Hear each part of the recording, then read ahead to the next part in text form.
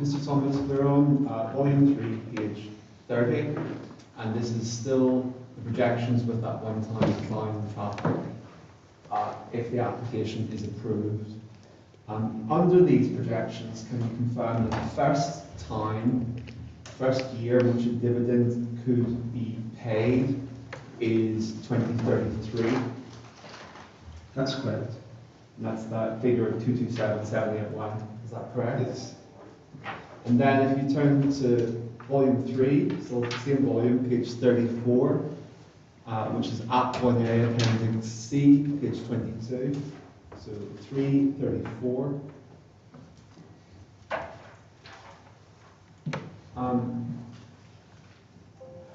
Now, there's a row here which has been highlighted called return on investment. Can you explain what that, have you got that? Yes. Can you explain what that row shows?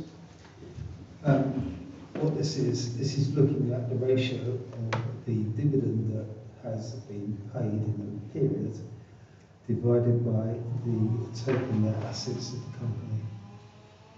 And was that the approach accepted by the previous inspector at the last inquiry? It was. And indeed, inspectors before her? So, big pardon? Indeed, inspectors before her, previous inquiries prior to that. That's right. So we can see that, for example, in 2033, there was a 1% return on investment. Is that correct? That is correct. And we can see that the return on investment is projected to peak at 2.1 in 2034. Yes. But never then gets as high as that through to 2040.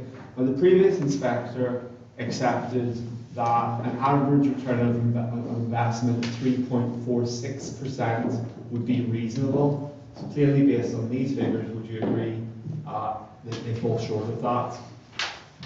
That's right. Sorry. Yes. Yes. Sorry, I didn't catch your. So, just repeat the question. So the previous inspector thought that an average an average return on interest of 3.46% across the period, the relevant period, the projected period, was reasonable. Clearly, it falls short of that. Would you agree on these projections? Yes. Okay. So those are your primary projections. Now, if we turn to your rebuttal witness statement, which is volume 3, page 51, and turning to paragraph 9, until this is at 1F, page 4.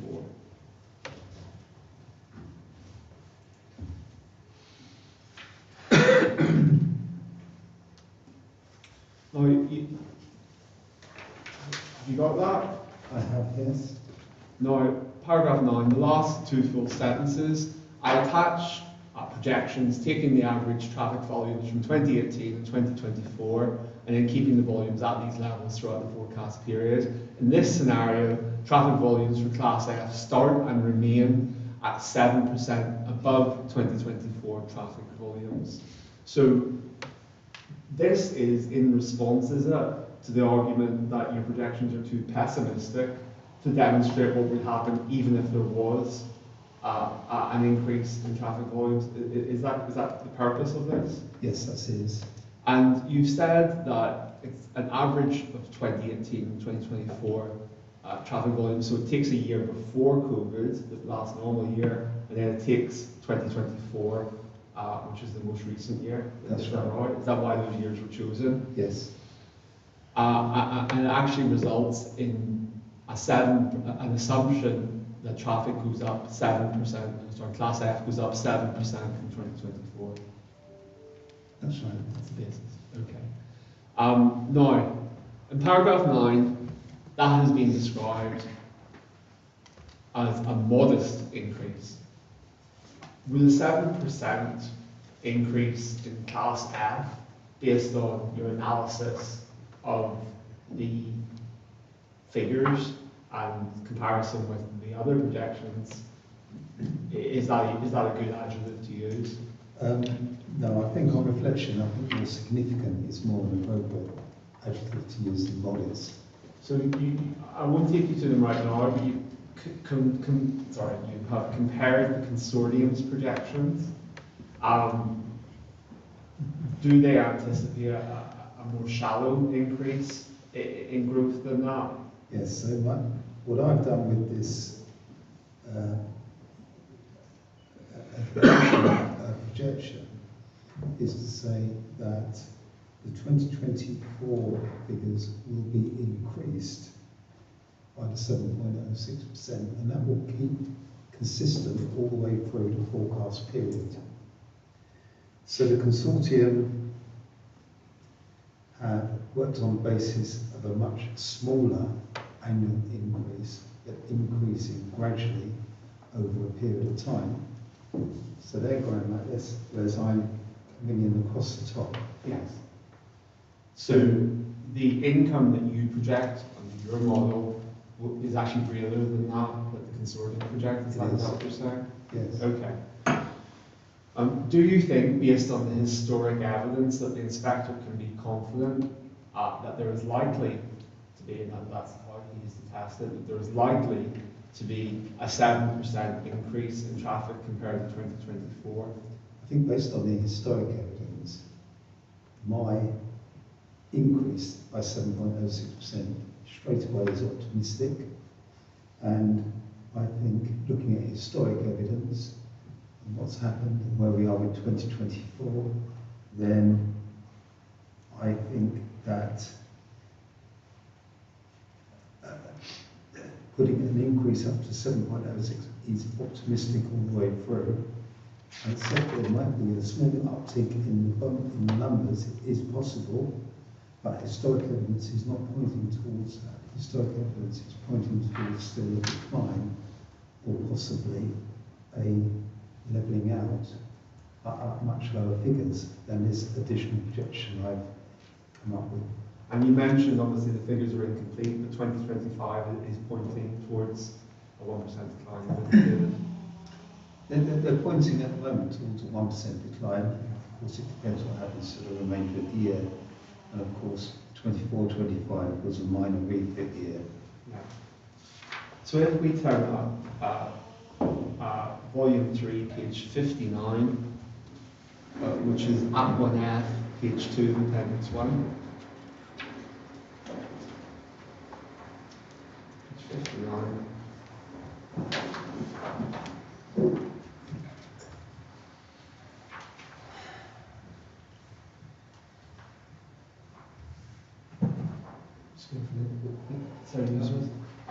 So this, do you agree, is the 2021 projections under the 2021 order, but with that plus 7.06% on Class F applied from 2025 onwards? Yes. So you start with 2024, you add 7.06.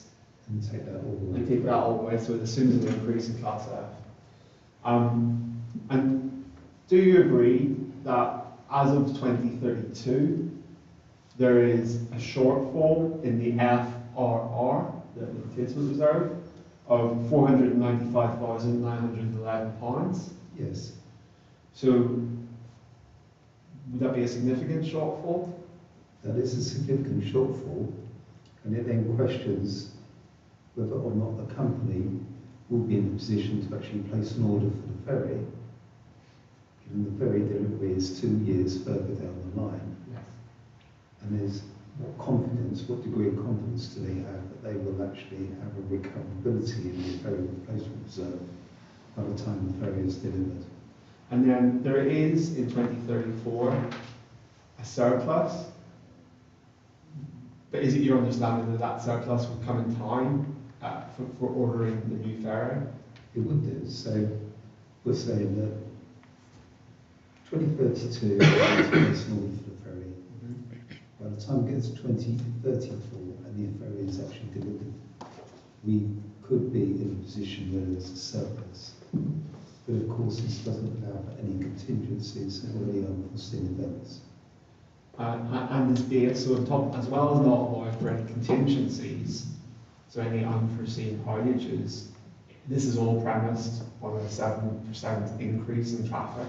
That's right. So it's assuming a 7% increase in traffic throughout the forecast period, remaining constant throughout the forecast period. and we have 10 years in which we are expecting no outages, no unforeseen events, no unexpected costs. So to put it another way, the FRR will only have sufficient in that if two things happen. One, there is an immediate 7% increase in traffic. Two, there is no unexpected outage. That's what these projections are based upon, those two assumptions. Do you think that those assumptions, each of them is likely? No. I think that would be very optimistic that there would be no outages or no unforeseen events. Will it be fair to say that each of them is independently unlikely and together, both of them occurring, is even more unlikely? Yes, I agree. And then if we turn to page 63, sorry, I should have said, would any dividends be payable under this? No. Sorry, I should have stopped there. Would any dividends be payable under this? No dividends paid throughout all the forecast periods. So there'd be no return on investment throughout this entire period? That's right. So that's the third thing that would also have to come Yes. together. And so there'd be no returns as of 2034, there would have been no returns on investment for 16 years by that point? By 2034, yes, that's correct. Okay. Now, if we could please turn to 3.360,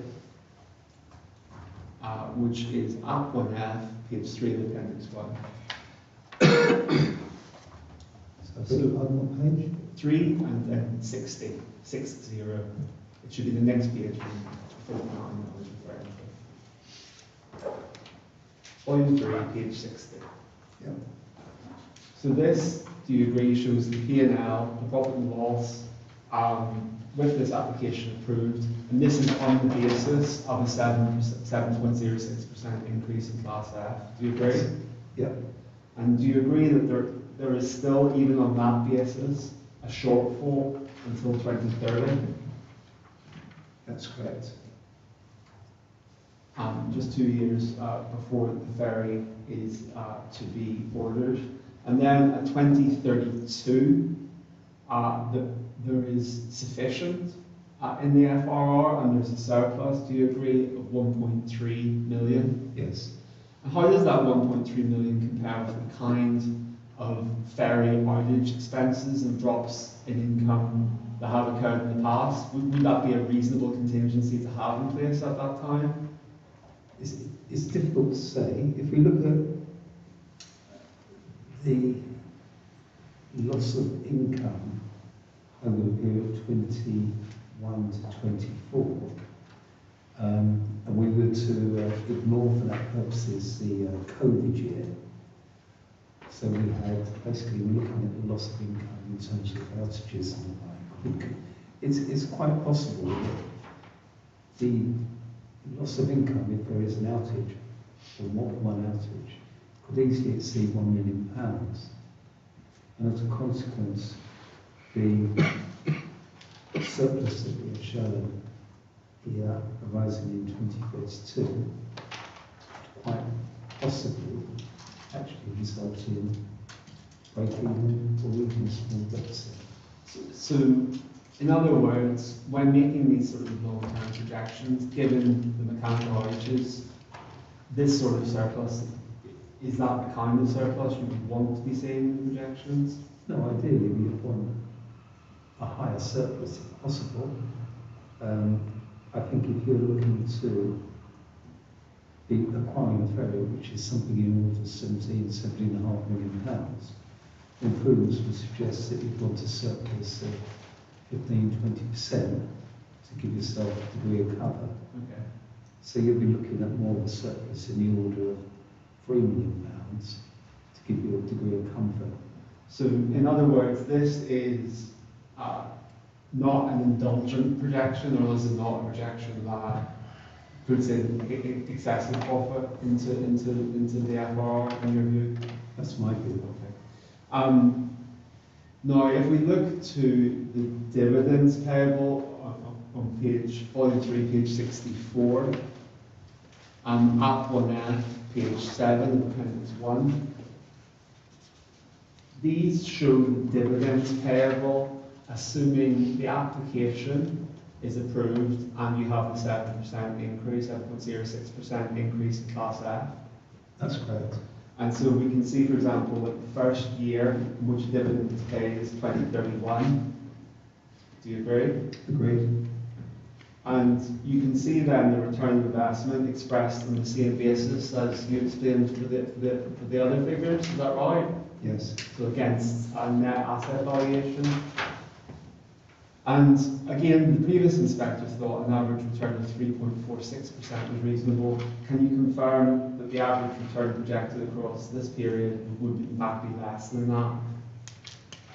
The average return would be less than that, Yes. correct? Yes. I don't have it on this schedule here, but I believe the average return in that period was less than 2%. Yeah. Near 1.8% from memory.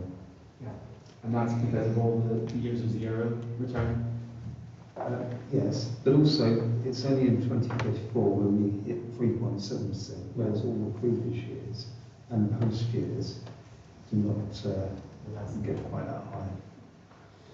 Okay. Now, turning, I mean, do you have a view, first of all, as to whether or not the return given even in this scenario, which is application being approved and an increase in traffic, whether that's a reasonable return on investment in your view as a financial planner?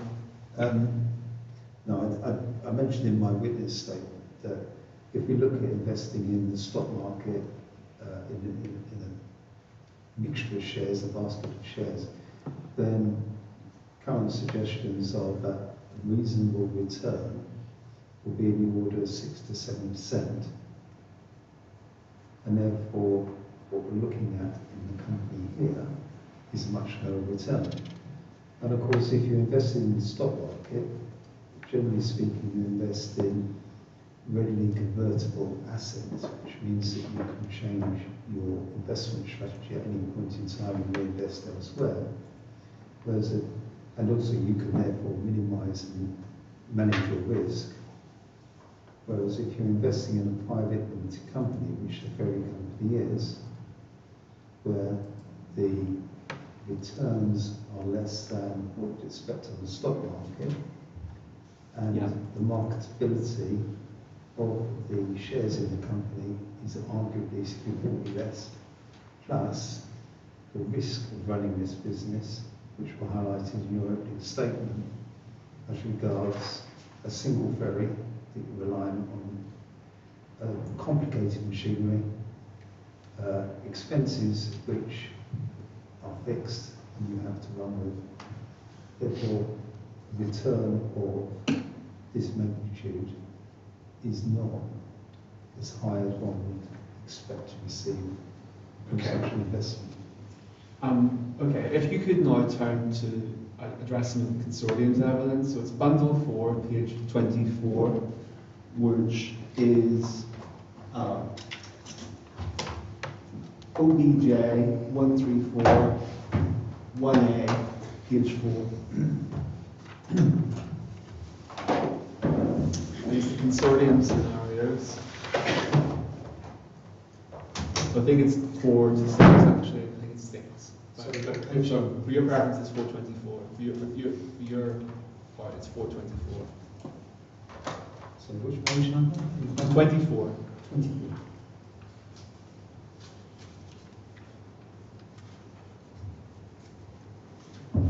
So the consortium set out what they call a sensitivity analysis, and it sets out 7 scenarios. So insofar as you understand, first of all, you've considered this document, haven't you? Yes.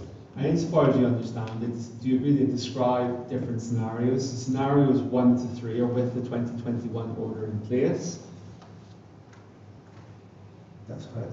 And scenarios 4 to 7 are with the application approved. Yes. And then within each of those, so scenarios 1 to 3, there are different assumptions about traffic growth. So for example, we can see scenario 2 has 0.5% annual traffic growth assumed based on 2024, whereas scenario 3 has a decline of 0.3% in traffic growth. Understood.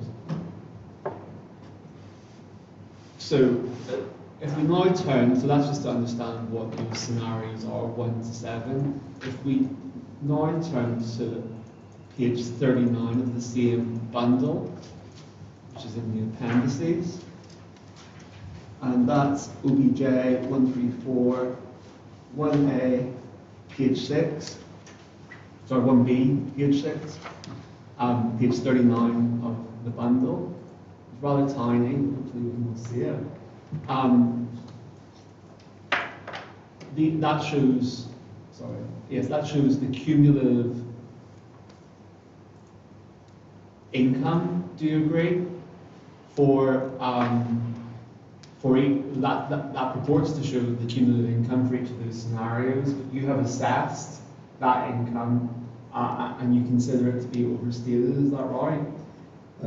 Yes, so my concern was that the income of the company, and making forward projections, we need to actually take into account refit years. So every other year we need to take into account a major refit. So every 4 years we have a major refit, and in between that we have a minor refit. And therefore the projections that the consortium are putting forward are effectively moving up. They don't appear to take into account the actual refit years. As a consequence, as set out in one of my witness statements, I produced a table in there showing what I believe the income projections from the consortium were overstated by. Yes, and that, so please keep the document you've got in front of you available, but the reference for that is bundle 3, page 54 for your table. So you can just turn it up briefly to confirm to the inspector that's what that shows. Bundle 3, 54. There's a table set out there at the top of that page.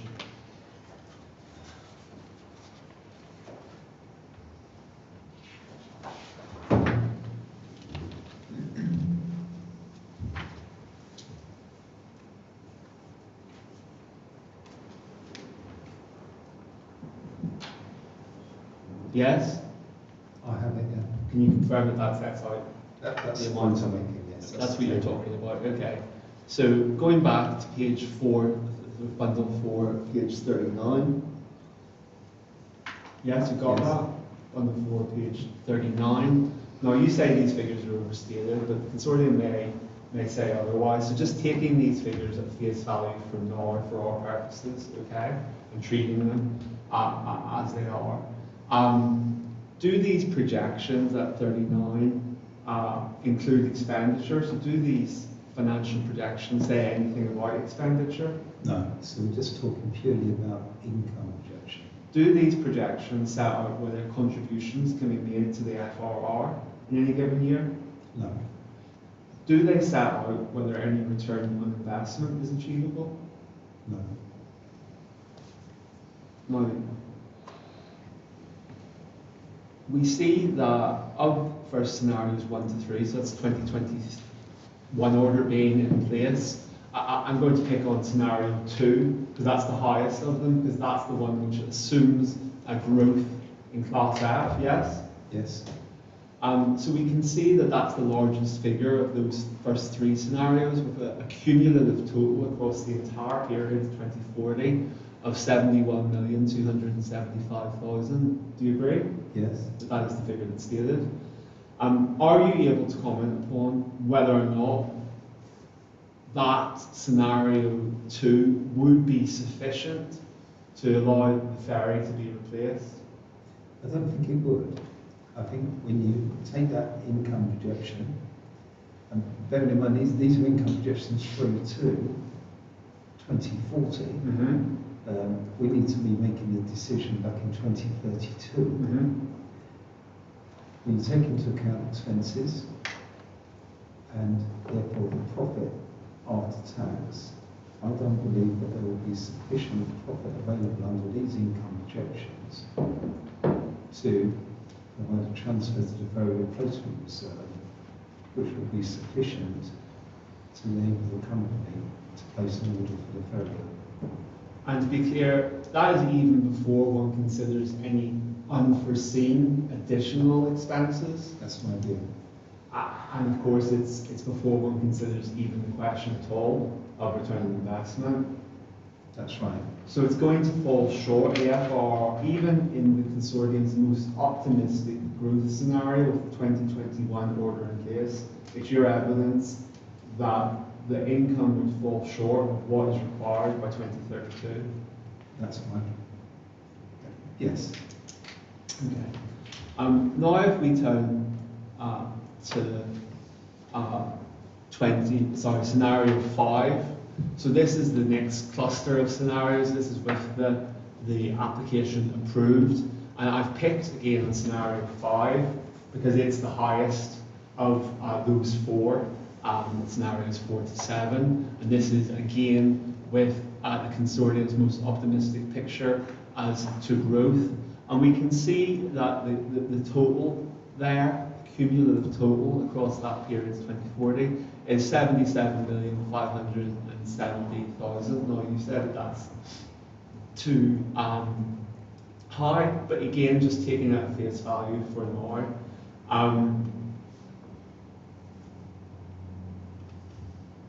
You said that, and you've explained that this obviously doesn't set out any return on investment, doesn't tell the inspector whether or not the return on investment would be high or low, it doesn't tell him anything about return on investment, but have you compared that high point with your own secondary projections, those which assume a 7% increase? Yes. And how do they compare? What's the cumulative income when one compares those two? They still do not put me in a position whereby I will have enough within the ferry replacement reserve to be comfortable to be able to place an order. And again, not only to take into account expenses and return on investment, they also don't give me any comfort for contingencies. So the argument is made that if the application is approved and there is a if the application is approved and there's an uptick in the Class F volume, then the company will generate a disproportionate amount of profit. By comparing the cumulative income here in scenario 5 with your secondary projections, are you able to say that the return on investment would be higher or lower than seen in those secondary projections?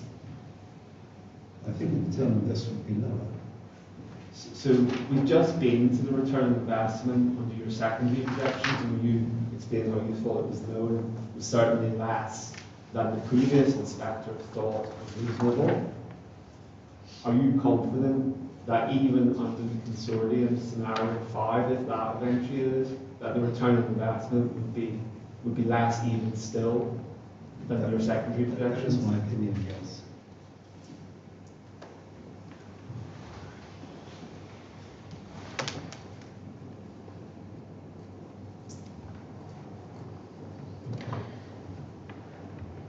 So I said it would be half an hour, and it's 29 minutes past 2, and I think, subject to anything said on my right, no further questions.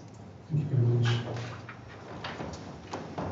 So that completes the examination duties. There, Mr. Thompson. I'll ask the consortium comments. Would you like to? Thank you. Mr. Thomas, could you turn to bundle 3, page 2.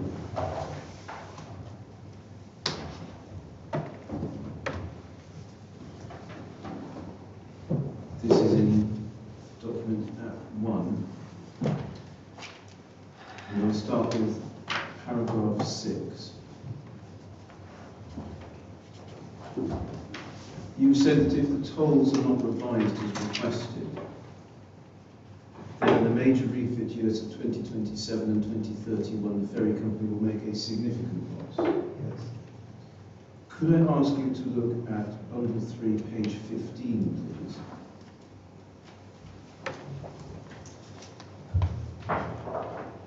This is in App 1A, the document appendix 2.1.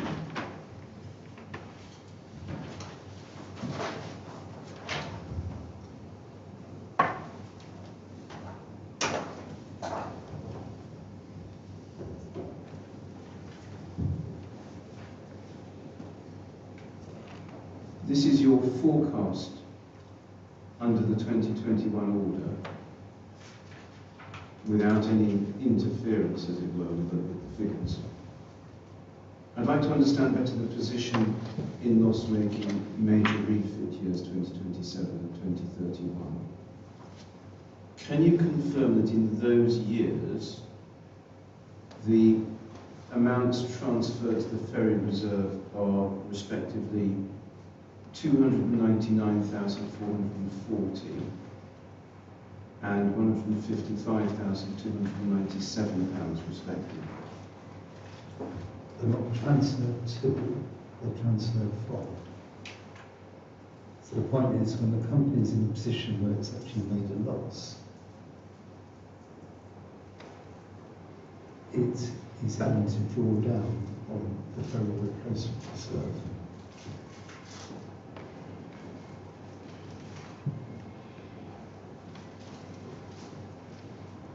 And so in those circumstances,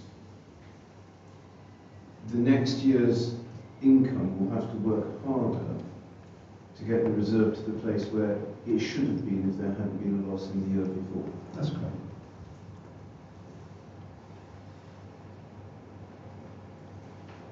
I suppose you could say it was backfilling and then building up once it's an evened out position. In a sense, yes, and that's what's been the case in the past, demonstrated by the 2021 to 24 actual figures.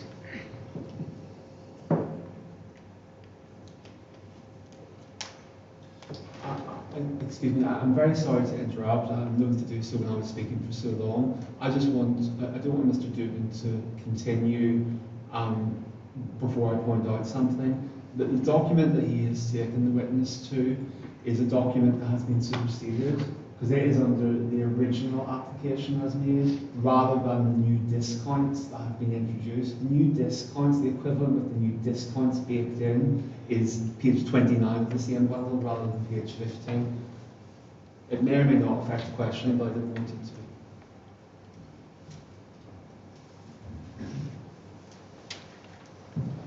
Insofar as that represents the current mechanism, then if there were to be a loss made by the company, that would mean that there would be no money going into the ferry reserve, or in fact money taken out of the ferry reserve to meet the fixed costs. Is that correct? That's right.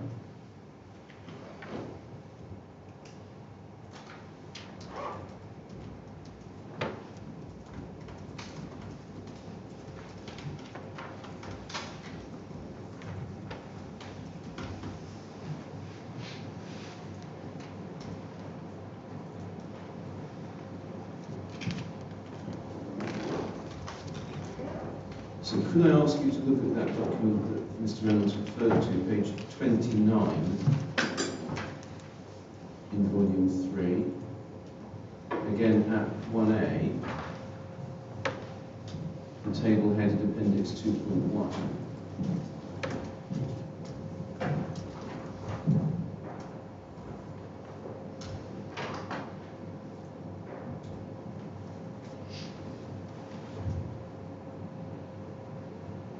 In this case, are we seeing in 2027 and 2031 also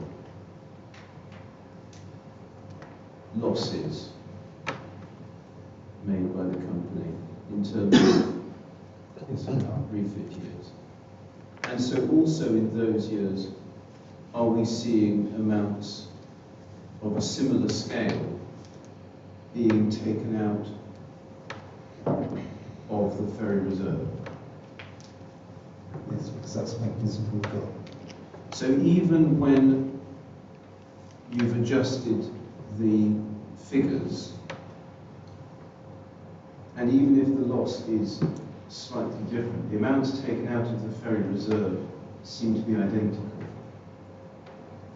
Is that fair?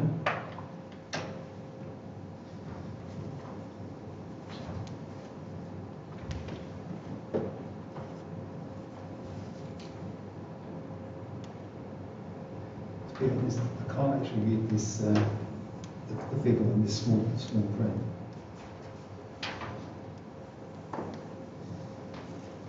If you could tell me what the number says. Well, the numbers on Appendix 2.1 say that in those years we've got an amount out of the ferry reserve of 299,440 and 155,297. So those figures seem to be the same with the new discounts. The next table at page 30, assuming this application is approved, That will be the case. Can I say something? yes, We're looking at, in both scenarios, the situation where the 2021 audit is in place. And in both scenarios, when the 2021 audit is in place, we're not changing the discounts. So they will be the same numbers. We're changing the discounts on the basis that our application is accepted.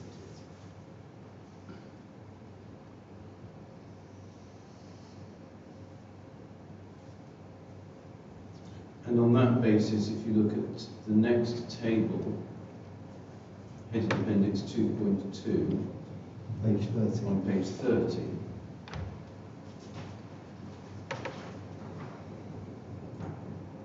Which is if the application is accepted. if the application is accepted, then there are no withdrawals from the ferry reserve. That's right.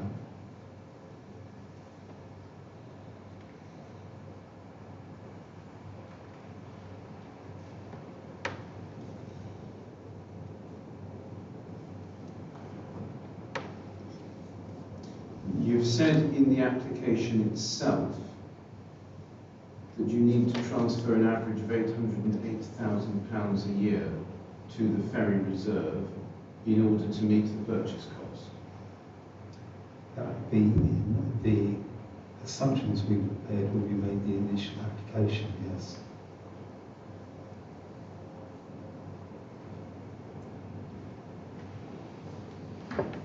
But there's been no reason to change that assumption. No, that isn't correct.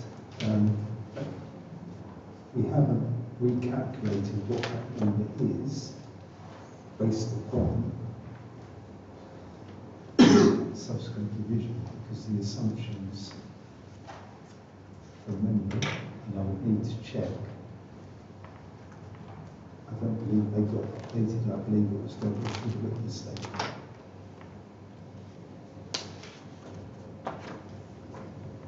It might help if I took you to the statement itself. It's in bundle 1.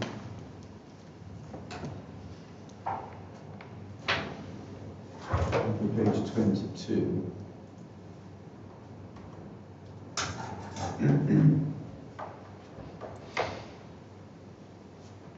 Which is document CDA 2.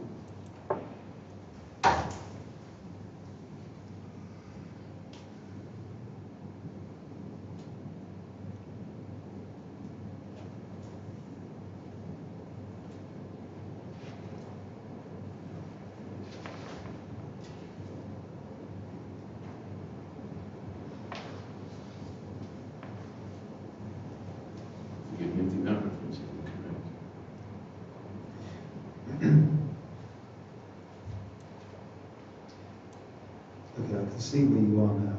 So effectively, what we're saying is that we need to purchase a ferry at a cost of 17,541 in 2034. The deficit on the ferry replacement reserve for the actual audited accounts was 3.901 million. Therefore, when we're looking at how much we utilise, that figure does not change in terms of what needs on average to be transferred to the ferry replacement reserve over the period. It won't change, because that is fact. So unless the actual cost of the ferry was to change, that would be the case.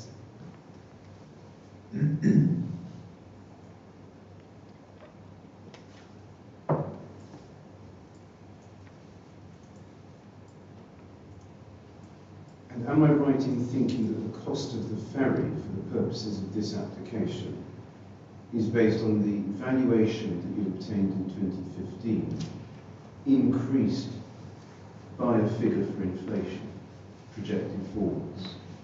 No, it was the subsequent valuation, to my understanding, in 2019. And therefore, we've uplifted that valuation in accordance to the inflation.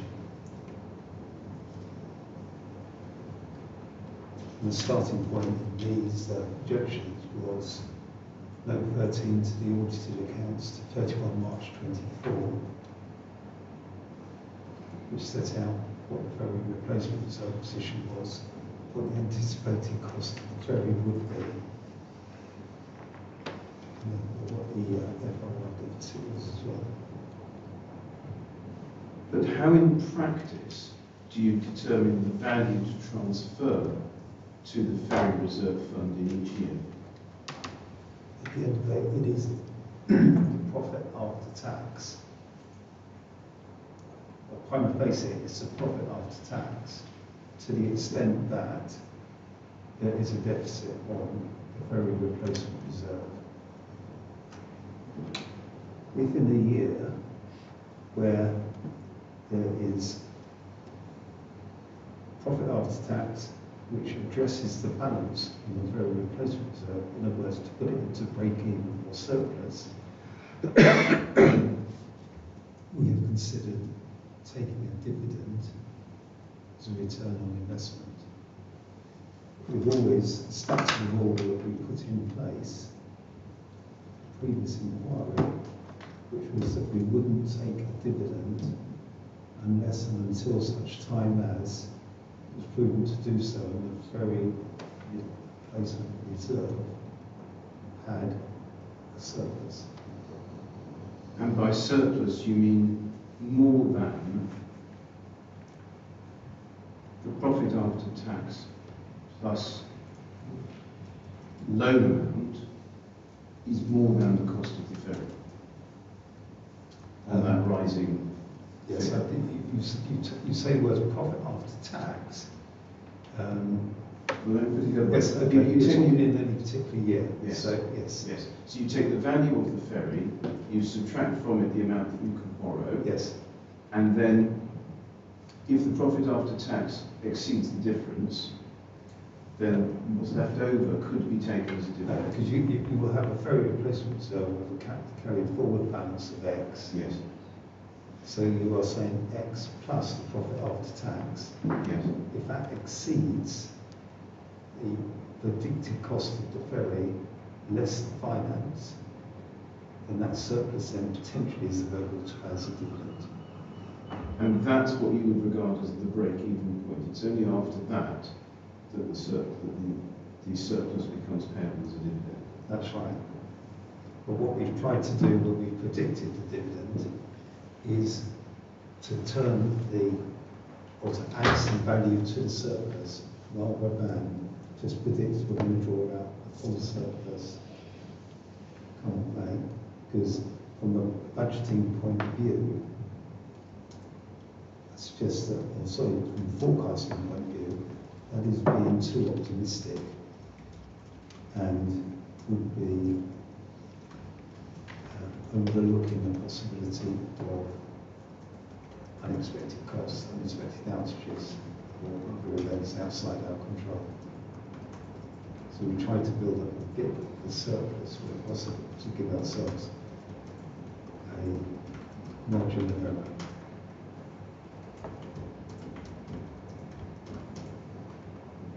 So in fact, the ferry reserve break-even point is possibly slightly higher than simply the arithmetical cost less loan difference. Yeah, and deliberately so because we're forecasting over a period of 10 years.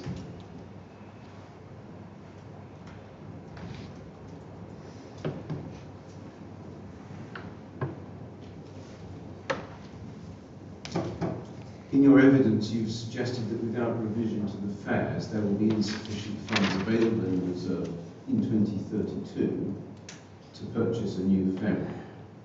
So what options are available to the company if in fact there is a shortfall of more than 4,965,000? Very few. So the company has a fixed borrowing possibility, which is just short of £5 million. The company can attempt to make savings or can defer the action, placing an order for a ferry until it is confident that it can actually afford it. But the company has to replace the ferry by 2034, to my understanding, because it will by then have realistically got to the end of its useful life.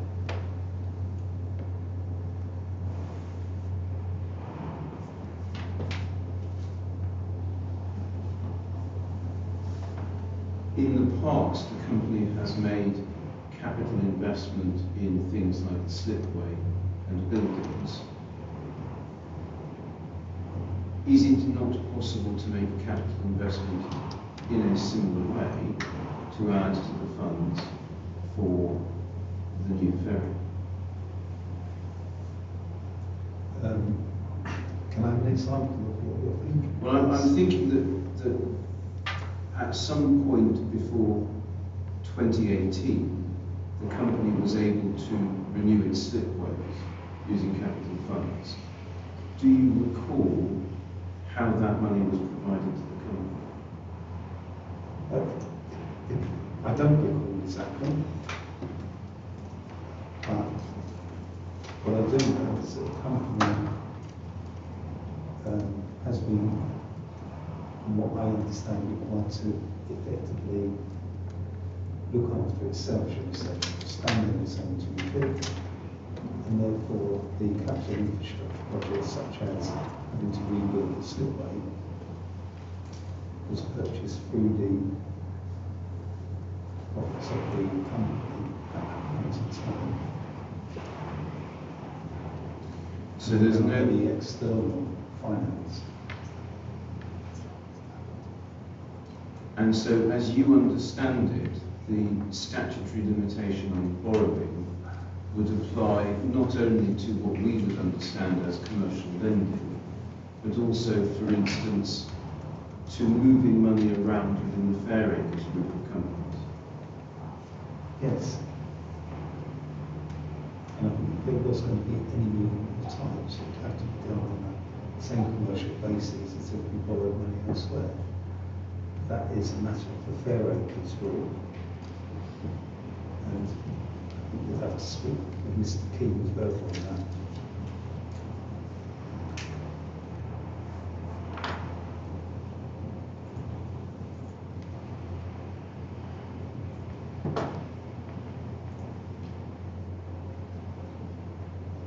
You've spoken about the projected end of life of the ferry, and this might also be a question for Mr. Key, but if you can help, please do. In 2018, in your application, it was forecast that the ferry would need to be replaced in 2026 at a projected cost of £10.7 million.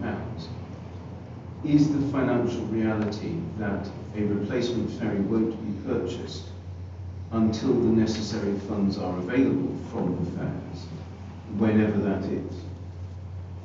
I think the company is actually, I think we will have to speak to Mr. Keane to fully answer that question. My understanding is the company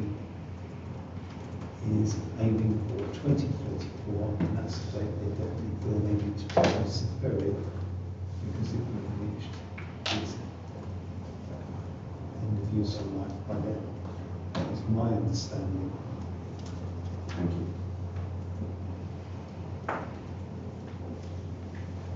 Can I ask you to look at bundle 3, page 52. This is your witness statement for November, document at 1F, page 5, paragraph 11.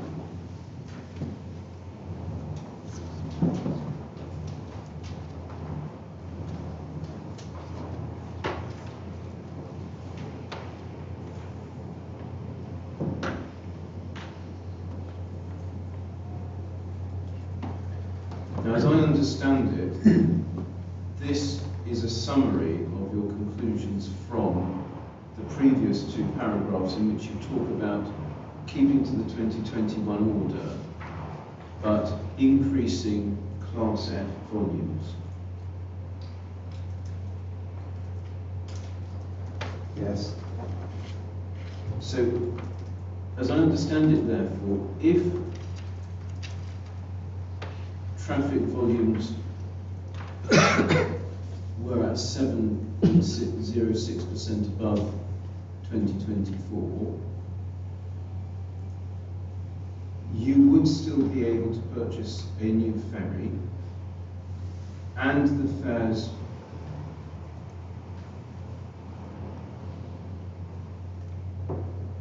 remained as applied, and that still leaves you enough for unexpected costs.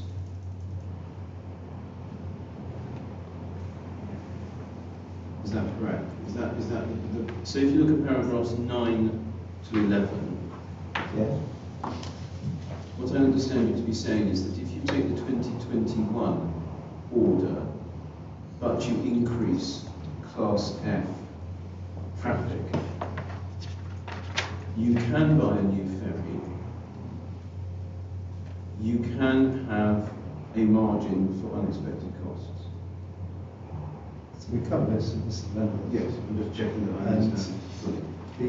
the point we made then was that 2032, when you're looking to actually place an order for ferry, under the scenario we're talking about, there will still be, at that point in time, at the 31 March 2022, a deficit on the ferry replacement reserve after land finance of something in the order of £495,000.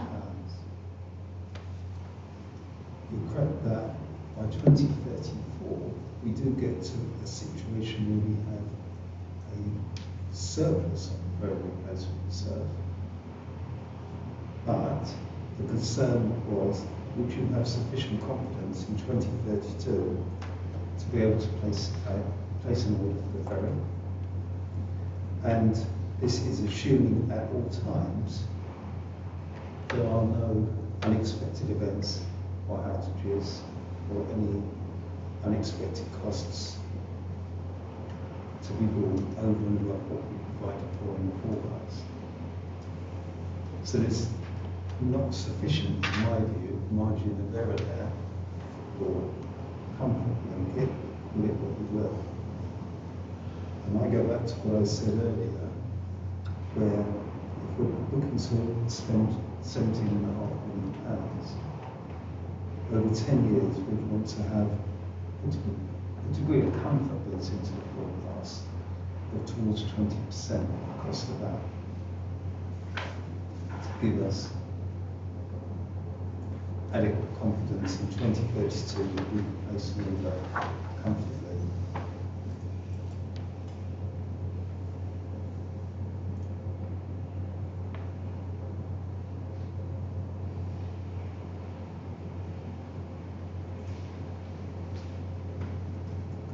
forgive me, but I'm not sure that is actually what paragraph 11 says. No. You say the 2021 order results in a small surplus on the ferry replacement reserve to allow for the purpose of the new ferry. It leaves a margin for unexpected costs, but not sufficient margin to manage an unexpected downturn in profitability. So, I think it's one and the same in my view. I think it's what paragraph 11 is doing, it's looking at these actual numbers as on the forecast itself. The concern we have at all times is what is actually going to be the margin we need for the unexpected downturn in profitability. and you say that should be up to 20%. I think for a prudent financial point of view, the company needs to have a reasonable amount as a buffer.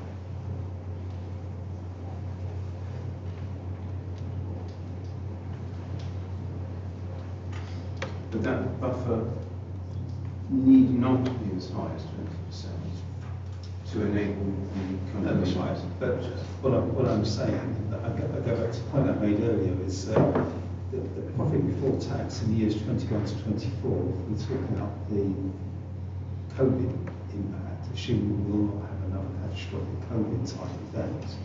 Nevertheless, we could still have another outage or two. We had two in that 4-year period. And our profit before tax fell by, from the forecast, it fell in that particular point, fell by 2.371 million. So the point I'm making is that if we had one or two outages, each outage in their own right could reduce the profit for the year by upwards of £1 million.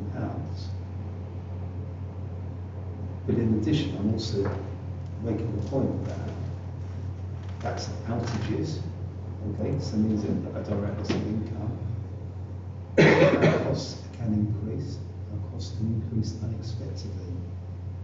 And I made the point earlier that the case in point was the national insurance increase for employers, which every business is suffering, and that's accepted, but it does have a material effect on our numbers. And that is not something we can control.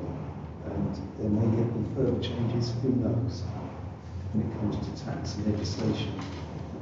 We are, with another example, corporation tax rates, 25% as a standard, compared with 19% previously. So that is effectively a 1/3 increase in corporation tax year on year than previously would have been forecast. So the risk of following the 2021 order, in your view, the significant risk, is a failure to provide sufficient headroom in the allowance for those kinds of costs. And the downside would be no dividends, no return on investment. There definitely wouldn't be a return on investment. And on the basis of the 21 order, there would not be actually a return to dividend past 2040, because the actual forecast based on that requires to move forward into the future. And one of the objectives is actually be looking forward to 2074 even. By the time I get to the 2040 on the forecast we're looking at, we have a deficit per replacement survey. So we would not be looking for the return on investment for probably a minimum of another 16 years, if not longer.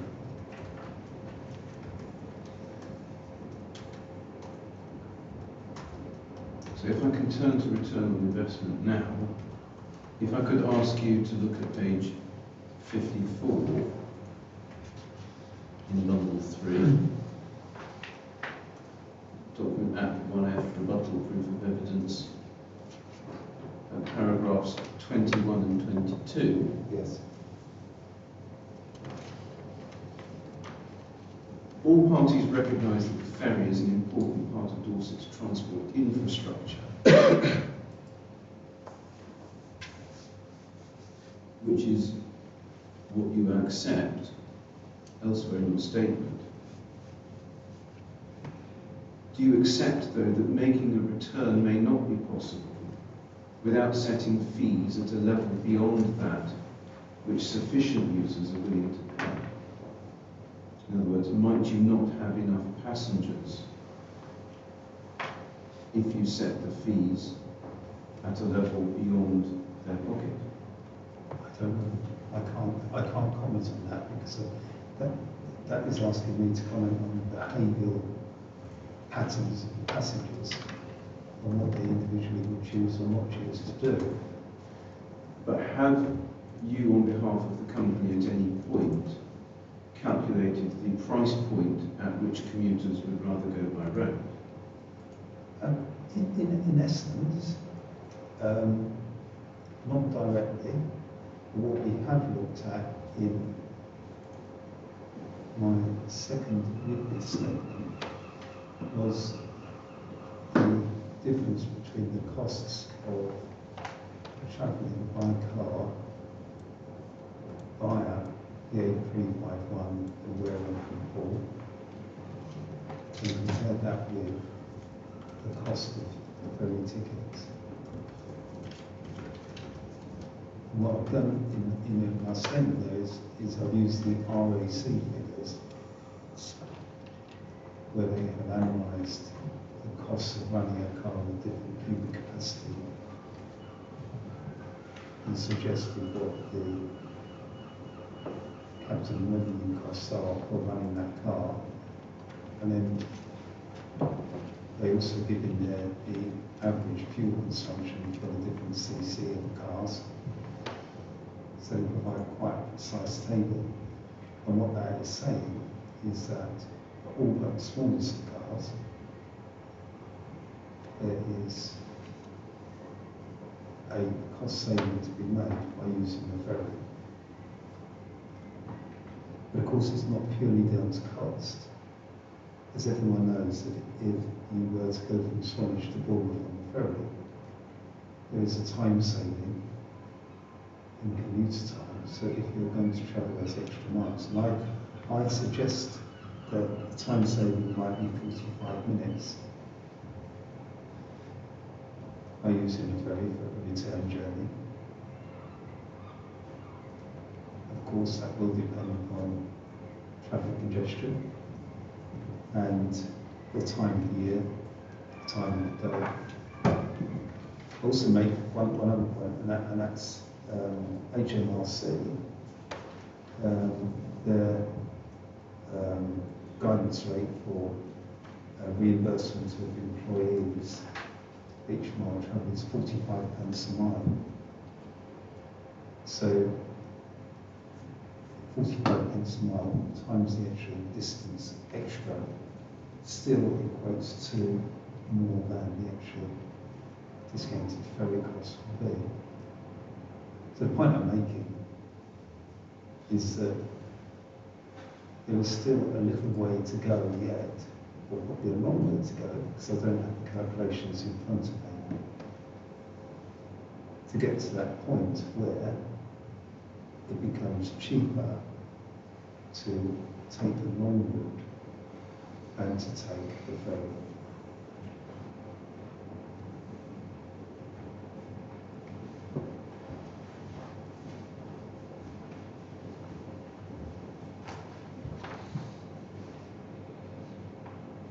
Do you think that, you won't know, I can't always give this in someone else's mind, but do you not think that the method of calculating the saving that we've discussed makes perfect sense to you as an accountant, to me as a lawyer, perhaps to the inspector as a town planner, but that's not necessarily the factor that will be uppermost in other people's calculations? And you've done the calculations based on tables. Is that something that you've encountered on an everyday basis with other people? I can't say.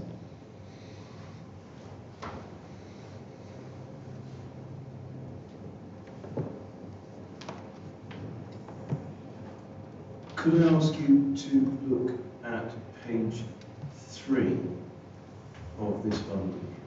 That's document at 1, page 2, paragraph 10. You've said the statutory test provides that the ferry investors should receive a reasonable return. You've also referred in your evidence to the statutory test that says that a revision shouldn't result in substantially less or more than adequate to meet expenditure, and where appropriate, a reasonable return. Do you accept that the company is allowed to make a reasonable return, but that there is no requirement that it should do so?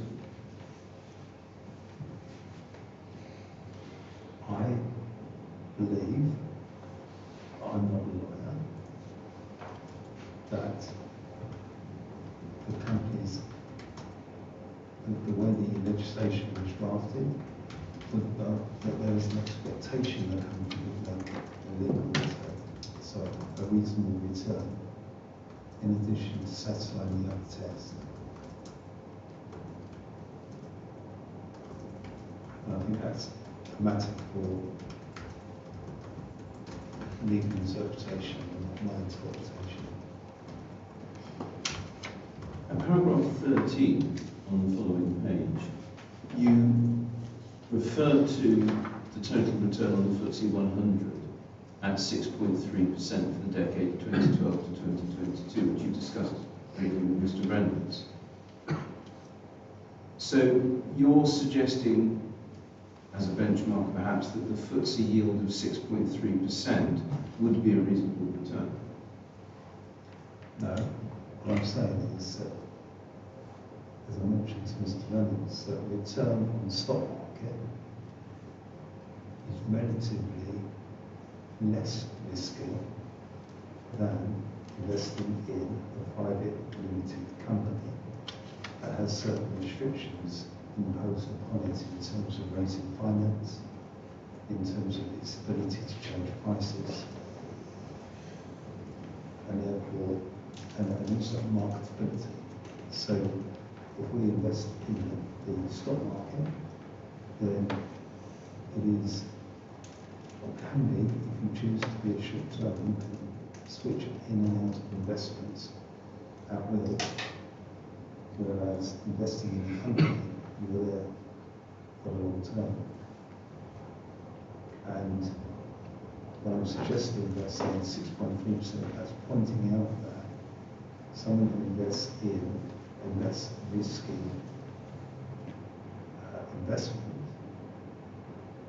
with more marketability has on average had a return of 6.3%.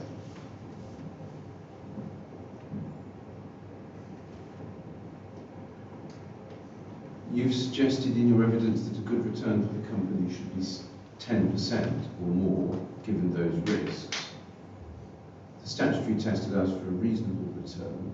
Do you think that saying it's a good return is likely to be higher than a reasonable return? I think that's a play of words.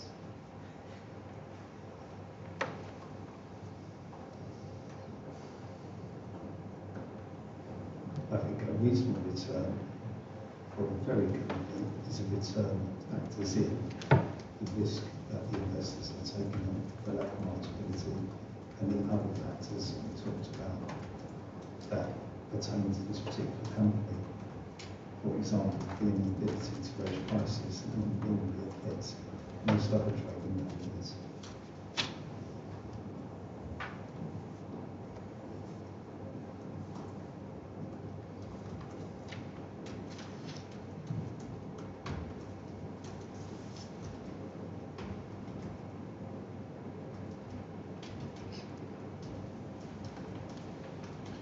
Given the ferry's role in the local transport infrastructure and the statutory restrictions that you've discussed with us,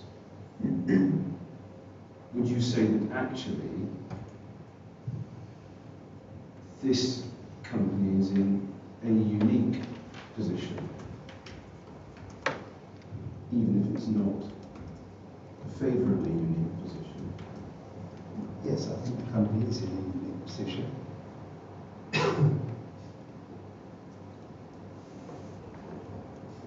And so, do you think because of that, it's not possible to identify an adequate comparator to tell us what kind of yield would be reasonable?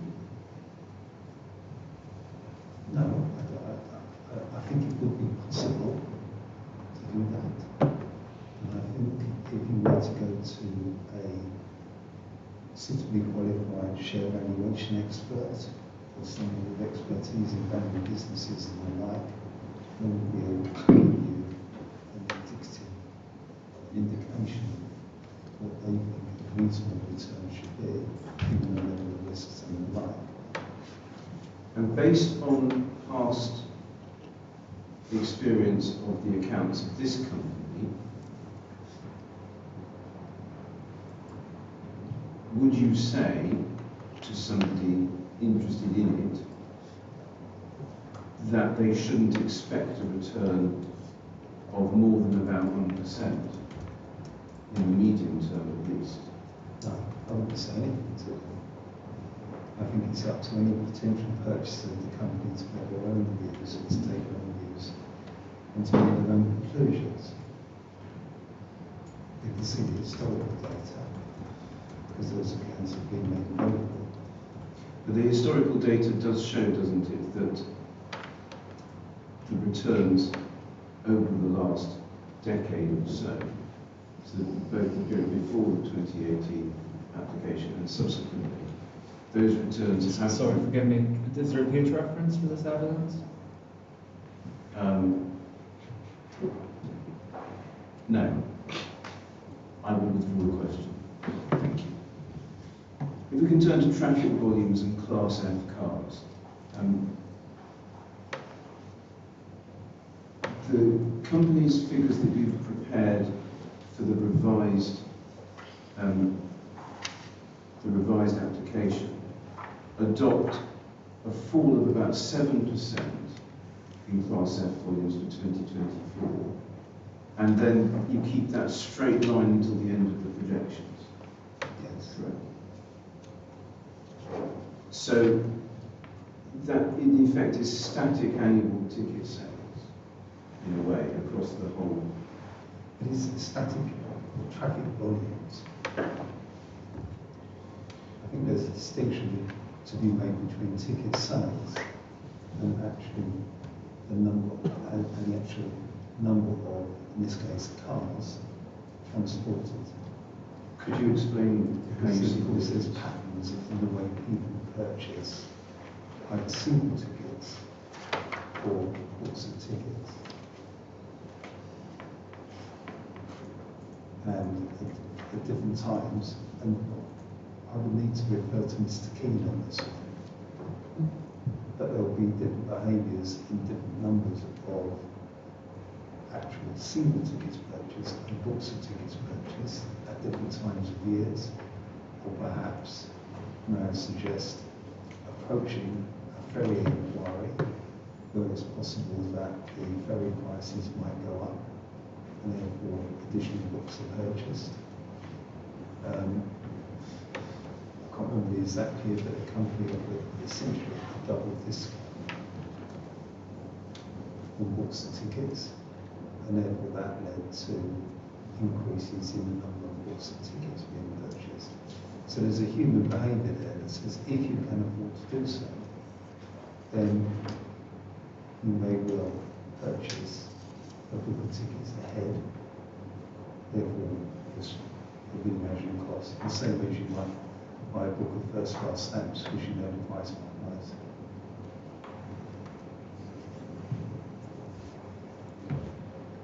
So you've said to Mr. Reynolds earlier today that it would be prudent to assume traffic volumes would be 7% lower over the forecast period in order to calculate the fares.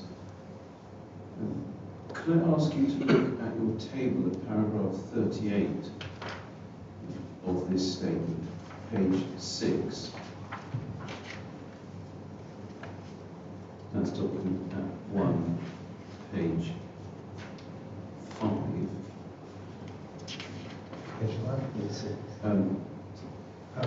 Page 6 of the bundle, paragraph 38. The graph. The graph. So is it right to say that at the moment, 2024, the traffic volumes are on an upward trajectory, except for coaches in all the classes on the table?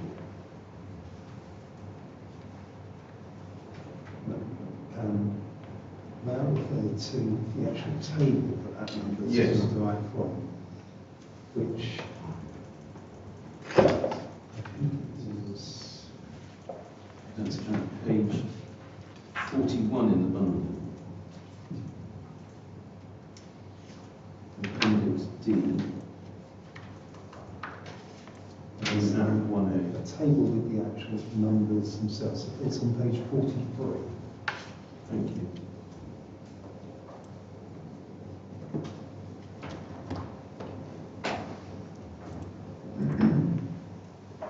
So the point I was making when I was talking to Mr. Reynolds was that we had an uptick in 21-22, which was arguably the post-COVID uptick. But in 2023 and 24, because we can't use 22-23 because that was when there was the collision and the volumes were down. But the 23-24 is actually below what the uptake was after COVID. So I don't believe, reading those numbers, that 23-24 is demonstrating an upturn in the volumes. I believe that it is a downturn in the volumes rather than an upturn. So if we look at the traffic volumes on that chart, you would say that 22-23 was exceptional because of the collision outage. Yes. And yes, 23-24 is lower than 21-22. But therefore, we've got in the region of 640,000 Class F on average for those years. And that's therefore greater than any of the previous 3 years.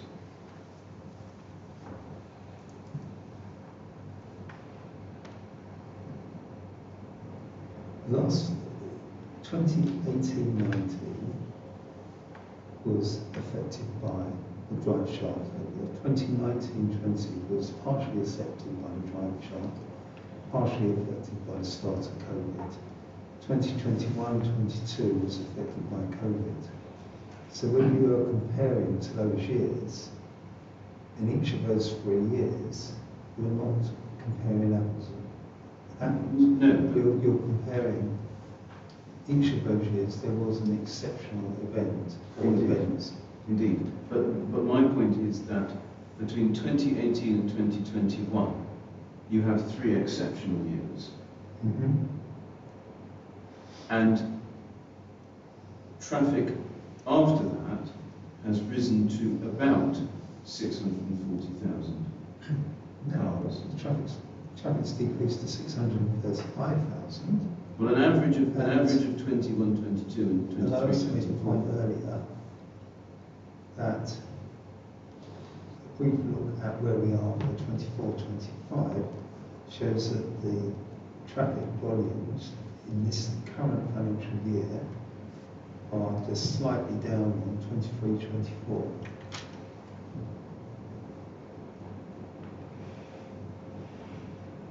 So we are lower, undeniably, than 27-18, which was the last unexceptional year before that run of exceptional years.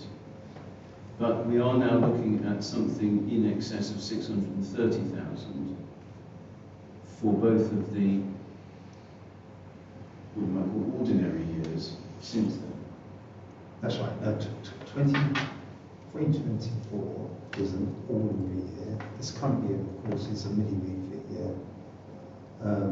So I haven't tried to compare, so I think excluding November, December, because of course that's mini refit.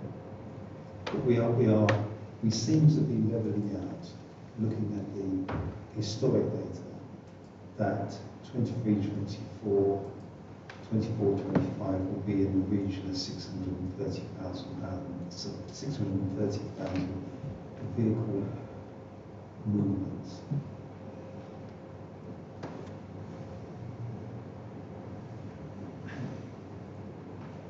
But it's not as though there hasn't been fluctuation in each of the years from 2018, according to this table. Admittedly, some years were very much better than others, but we start with 783,000. At one point in 2008-9, we go down to 671,000. The last time we were above 800,000 was 2012. So your argument is it shows a decline from the 2000s, the early 2000s. But within that set of figures, there has always been fluctuation year by year, whether or not it's a refit year, hasn't there? I think the major refit, right, so the first point is I don't have to hand, when you talk about 2008-9 or 2011-12, I don't have to hand whether they were major, minor, or no refits. Of course, there are other factors which will affect the volumes of the number of passengers carried, which are just going to be supposition. So we could have a spell of bad weather, we could have a bad summer, which may well affect the actual numbers. And Mr. Keane refers to that in his witness statement as a possible issue. Nevertheless, there hasn't ever been, as it were, an average year. There always are fluctuations because of weather, because of refits, because of all those variables. Would you accept that? That's very common.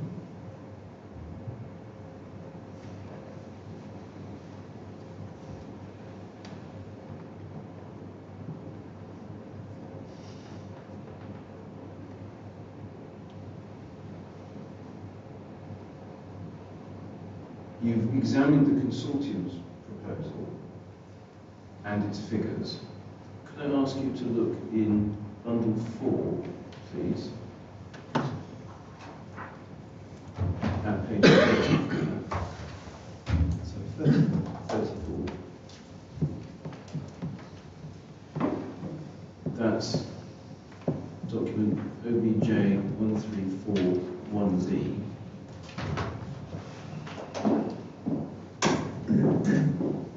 Labeled Appendix A.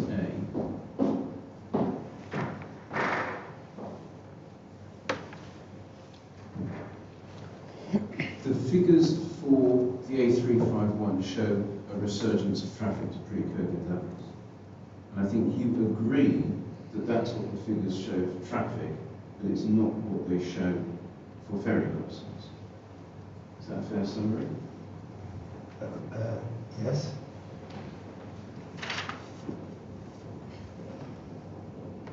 And you accept also that the Department for Transport figures forecast a growth of just under 6%. So, do you have any understanding of reasons why that doesn't translate into ferry crossings? Forgive me, it was assumed that the witness has personal knowledge of the DFT projections, and so you should ask whether or not he does, and then. Very well.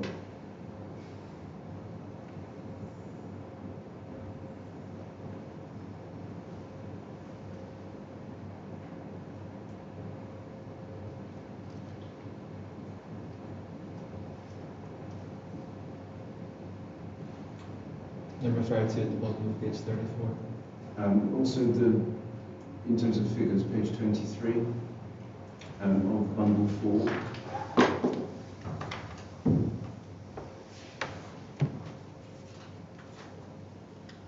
Perhaps you can take the witness to those.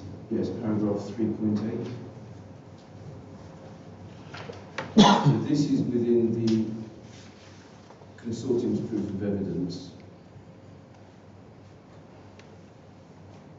Document OBJ 1341A, paragraph 3.8.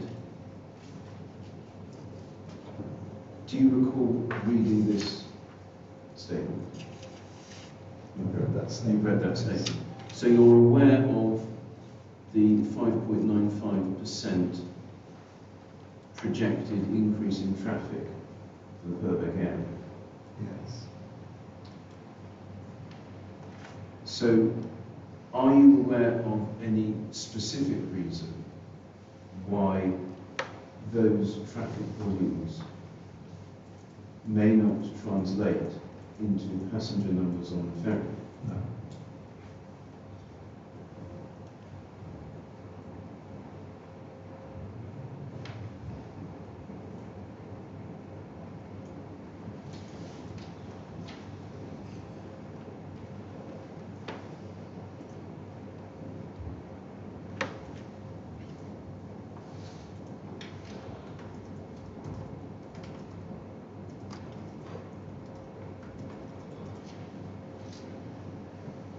Could I ask you to stay in bundle 4 and look at page 41, please?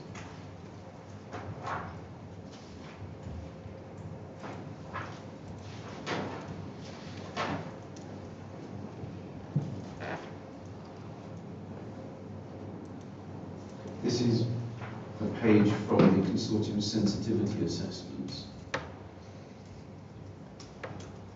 It's OBJ 1341B.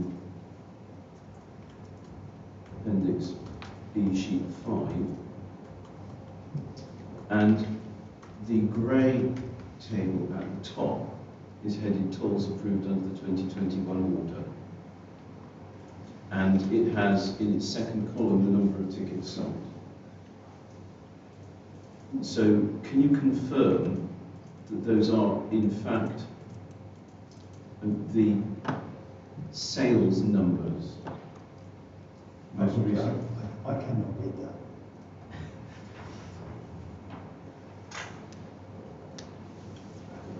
Well, let me suggest this then.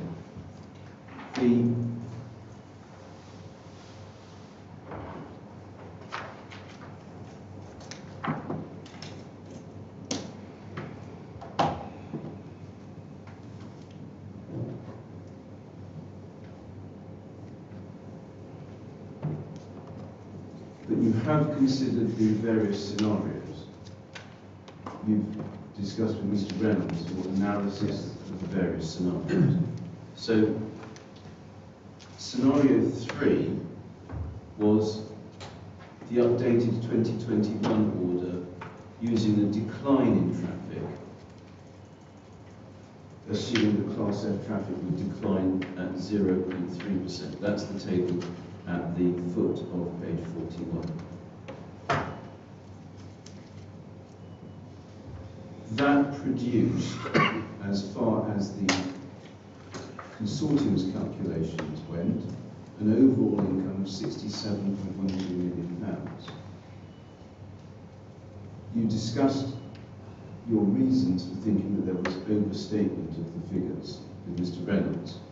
You suggested in your evidence that that overstated the outcome by 3.14 million because it doesn't take into account refits, and it also assumed a fare was increased above CPI.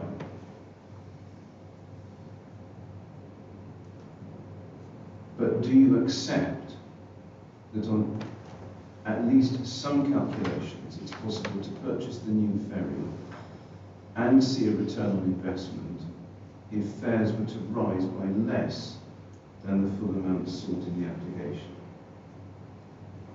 From what I have done, and from my analysis of numbers, I do not agree. The reasons I outlined earlier, I believe that the income does not sufficiently cover or create a sufficient profit after tax over the relevant years to provide sufficient transfers to the ferry replacement reserve to be able to purchase a new ferry, plus also to give a degree of comfort in terms of being able to cover contingencies and unexpected events.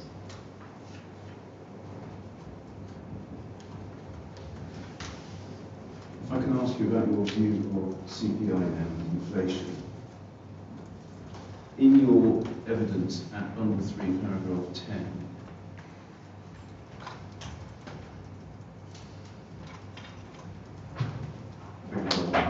bundle 3, page 10, paragraphs 67 to 69, you discuss RPI and CPI. Sorry, please do just Yes. pages, page numbers. Bundle 3, page 10. Thank you.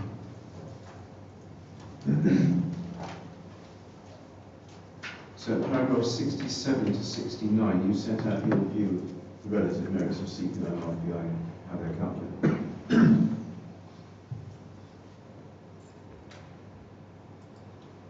And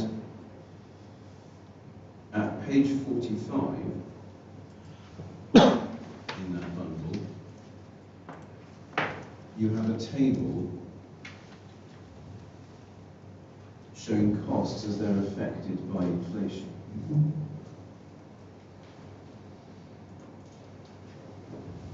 And you've shown us that costs rose to a high degree in 2022 and 2023 and seem to have fallen in 2024 back to a 2.9% increase. So that the period of 2022 and 2023 appears to be exceptional in that sense. Does that sound correct to you? Yes, because in 22-23, that was the year when we had the collision. The actual costs to the company were higher. So the increase in costs was not specifically because of inflationary pressure, but of a combination of inflationary Just get pressure. this in front. No, 2023, the cost of 1.971 million. Yes. Yeah. 2024, 2.402 million. So the increase in previous year has gone down to 2.9%. Yes. The previous 2 years, the costs compared to the previous year were exceptionally high. The increase. Sorry, I beg your pardon, yes. Yes. And in terms of expected costs inflated by actual CPI, the annual average increase was 3.4%. So that's an increase from previous year. What we're talking about there is what the CPI was for the increase from the previous year. So 2023, we were talking about 10.10%. That is what the average CPI was for the year ended 31 March 24. In 2024, the average CPI was 2.9%.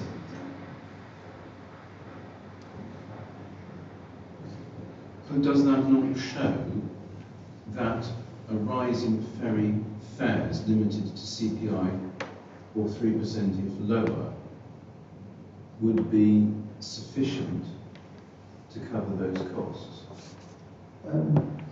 Well, certainly on 22 and 23, because your CPI is significantly more than 3%. And that was the point we were making, was that the company is in a situation where it's got a limitation, an upper cap on the amount at which it could increase fares, which is the 3% cap.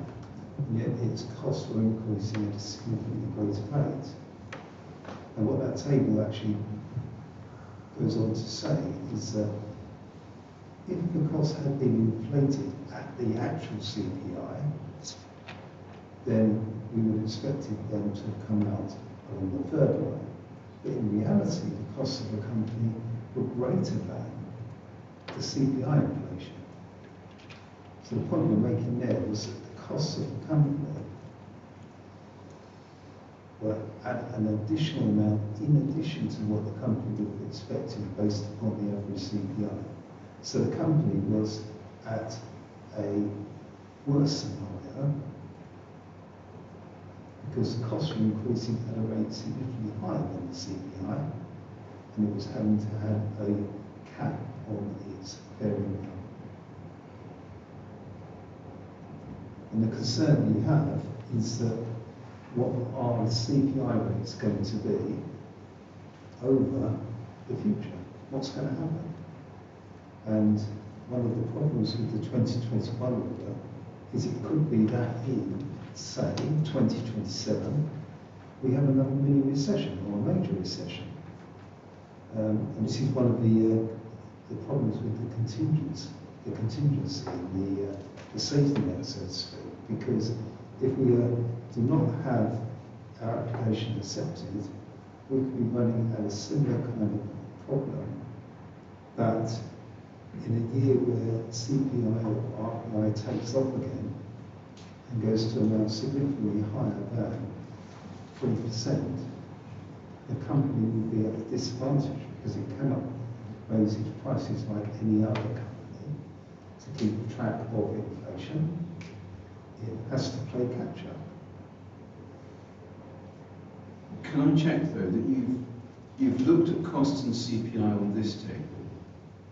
When you have produced your forecasts, have you used RPI to assess the costs that the company might need to bear? Yes. And why is that? Because I had a choice of using CPI or RPI. I took the view that RPI in the past has tended to be slightly higher or higher than CPI. And looking at this table here on page 45, the costs that the company faced with, the increasing costs over the years leading up to 2024 were at a rate higher than the published RPI figures were. So I've assumed that moving forward, RPI, in a slightly higher measure, would be a more prudent figure to use. CPI, which tends to be lower. Now, the reality is, if you look at any of my forecasts, the very top lines of appendices 2.1 or 2.2 list out what the CPI and RPI rates are.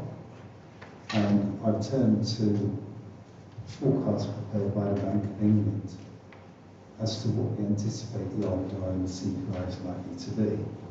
And I think this time round with the forecast would be far more accurate and more realistic than we were with the 2020. 2020, we assumed that costs would increase at a rate of 3% per hour. This model allows the costs to vary depending upon what the forecast CPI and RPI is on a year-by-year basis. And the long-term outcome, as shown on that table, is that Bank of England forecast CPI will increase by 2% and RPI will increase by 2.1%. So we'll use those throughout. Now both of those rates are significantly lower than the actual increases the company saw in its expenditure base recent years. Mr. Dubin, it's now 20 to 4. Have you many more questions? This was. I have more questions, yes. Do you think it's best to carry on with those questions now or take a break? Perhaps we should take a break. Okay. As I say, it's 22, so let's break until 5.